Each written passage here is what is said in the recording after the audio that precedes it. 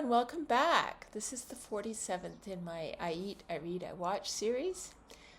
Don't just eat alone, dine solo, because you are worth it. Today, I'm making salmon cakes. If you look hard, there's always something on hand when you need a fast dinner, like the night I made salmon cakes. I started with a bit of diced onion in a mixing bowl, to which I added a can of salmon, a raw egg, a little onion soup mix, salt and pepper, and the dregs from a container of sour cream I bought despite the doctor's cholesterol warnings. I dumped some breadcrumbs in and gave it a good mix. A little dry, so I added another egg. Then it seemed a little wet, so I added more breadcrumbs. Just another day in my kitchen. The consistency finally seemed right, so I formed 4 patties and put them in the air fryer basket. This air frying business is all new to me, but I'm loving it. I preheated it to 400 for a few minutes and then inserted the basket. The internet said 4 minutes aside, but when I flipped my cakes, they were a bit soft still and a little stuck to the basket. Whatever. I ended up flipping them again in another 4 minutes, and by about 10 minutes total, I had 4 nicely crusted patties. I plated 2 of them beside a salad of a chopped cuke, a few chopped grape tomatoes, and some romaine tossed in bottled Caesar dressing. A decent meal, if I do say so. Prep time, 20 minutes. Origin, everything Canadian, I'm pretty sure. Cost, $5 for 2 meals. What's your go-to for a can of salmon? Put it in the comments section on my blog, please. So what am I reading? Well, it's a book called Encampment, Resistance, Grace, and an Unhoused Community.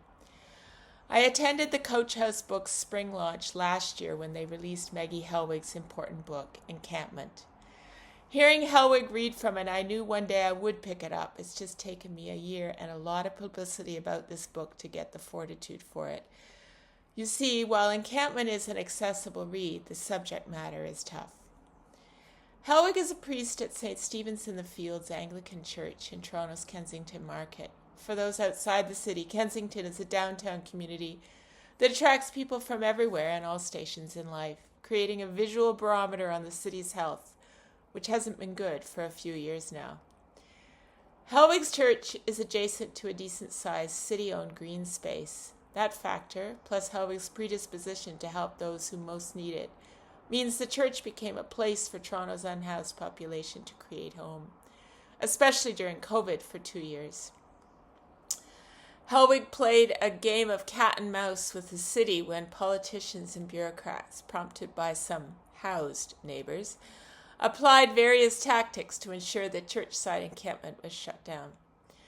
Helwig explores the fears people have about those experiencing homelessness, like assuming people experiencing mental illness are dangerous, or that needles would jump out and drive themselves into unsuspecting passers-by, or that seeing someone using will prompt an addiction, and so on. She talks, too, about the connection unhoused people have to their stuff that's regularly stolen or lost or destroyed, like the camp resident whose dog was absconded with by someone who seemed a do-gooder but proved otherwise, or the person who overdosed in anticipation of the final clear-up of the encampment because he'd rather risk the effects of using his supply all at once than the risk of losing it to the authorities. She reports the utter lack of understanding or sensitivity of the ward councillor Diane Sachs, whose office didn't deny it when confronted with a witness report of Sachs's horrifying and untrue words that justified the final clear-up as, quote, the fault of those people in the encampment who rape and stab and start fires, end quote.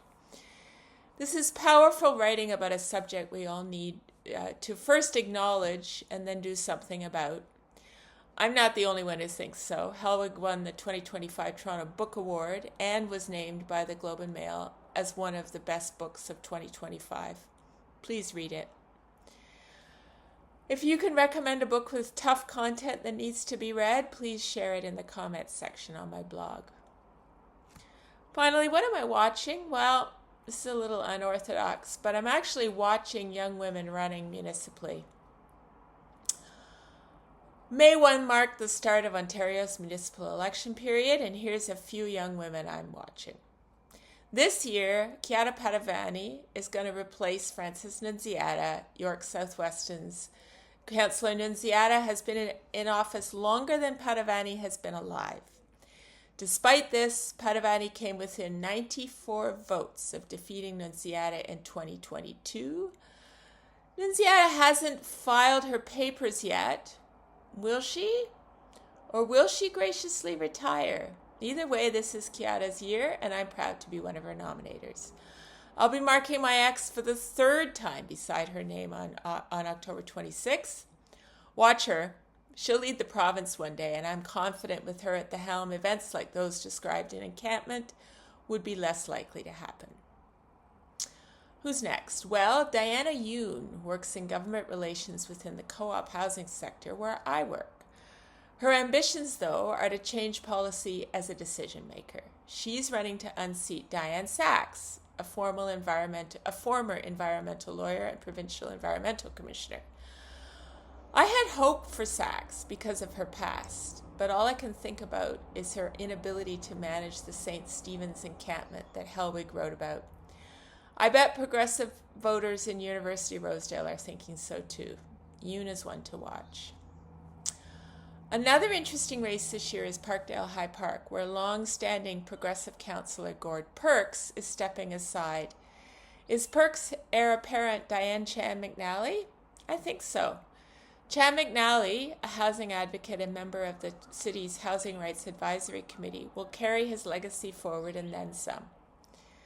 Finally, while this isn't a Toronto race, and I'm not even 100% sure she and I agree politically, I couldn't be prouder that my stepdaughter Alexa Sikorsky is running for a school board trustee seat in Bradford, West Gwillimbury. Her father would be proud too. Alexa cares a lot about community, having been active with the Brampton Latin Festival and in the parent councils of her kids' schools. I can't wait to see where her political ambitions take her. If there's somebody you're watching run for office, then be sure to share it in the blog section on my blog. Thanks for watching.